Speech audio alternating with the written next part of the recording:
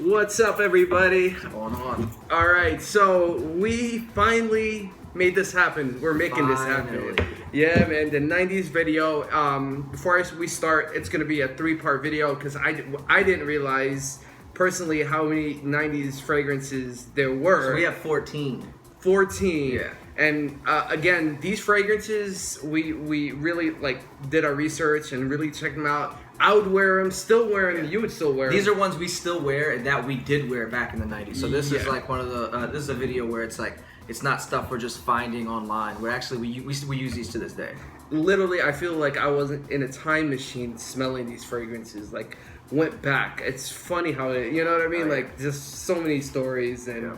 so on and so forth. So we're gonna start with the first 4, and then we're gonna have a part 2 and part 3. All right, first thing though, right? Washington Nats. Last Yeah. I checked, 7. 7-0. If we win, we're going to the World Series. So Yeah. All right. Let's Yeah, hope so, yeah. man. Let's hope so. Didn't the women's get Mystics, yeah, the Mystics won the WNBA final championship. DC is doing well, man. All but the Redskins, but we'll get them there, right? Yeah, well, yeah.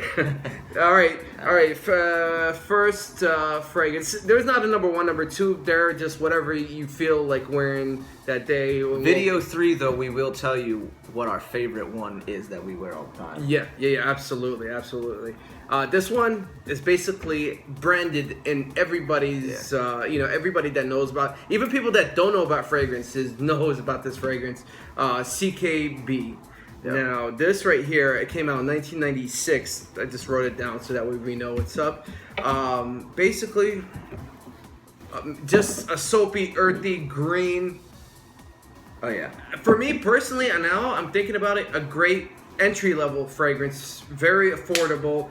This ran me about $24, and this is a 200 ml. Right. And literally, it stands the test of time amongst all of these fragrances. It's a super freshy. It's springtime. It's a unisex fragrance, so it's good for all time. You know, if you have a bottle that you keep in the bathroom that you and your girl, wife, whatever you guys share, it's perfect for that. This reminds me of like wearing the. I remember what's now they're in style the CK shirts, T-shirts, CK, for sure. and Yeah. just brings me back to the middle school, and he remembers, man. Oh, yeah. It's just damn.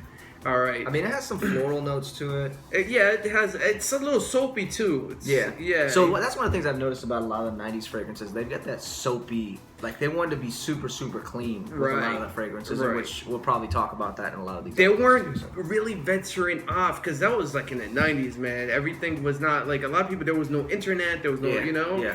So We do have some daring fragrances in here. Yeah. But a lot of them are kind of just a clean, crisp, soapy kind of smell. But there's some that are in here that are not like that. But this one definitely, it's a clean. CKB is definitely clean. safe. Yeah, safe. Safe, Very mass safe. pleasing smell. So. Oh yeah.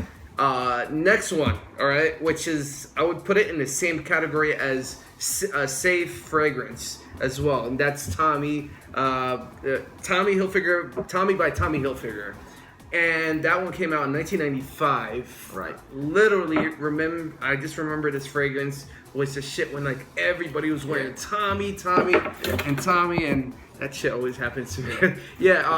But. It's so fresh. This right here, I'm serious. Not only it brings me back, but I would still wear it. And I wore it like yesterday. I wore this. Yeah. This was my fragrance of the day yesterday, and just loved it. And surprisingly, the performance is okay. I know some of these they reformulated them, this and that, but again, they don't cost as much anymore. No, and it's more of a nostalgic fragrance for me. Right. So it's not really anything that I'm gonna go head over heels over that I gotta have. But it's almost that like, damn, I remember that time, and so now I want to have it just to kind of occasionally maybe wear it. And I mean, this is a small bottle. This is like 30 ml. I think you paid like $10 for it, right? $10. So it's that one you can have it. You know what I mean? Just if you're feeling nostalgic, you're throwing on, Yeah, pop it in your gym bag, whatever. It's a good gym fragrance because it's fresh, right? Mm-hmm. I mean, I feel like it would cover up a smell that's because it's a little strong, but it's still clean, right? So it's gonna give you that nice fresh. Just after the shower, after the gym, you cannot. I mean, 99.9% of the gym fragrances are fresh. So. Right. All right, so moving along, okay? This one is one of my favorites. I wore it 2 days ago. Yeah. So And you cannot go wrong with this. It's so different. Versace blue jeans. Yeah, this one was kind of a game changer because they ventured off and like did their own thing. You know, like with the whole powdery notes. Yeah, it was completely different. Completely. I mean, it's got lemon in it. I mean, it's lavender, lemon. And it came out in 1994. It was so different for the time. Yeah. So, you know, you had these. So this was 96. This was 95.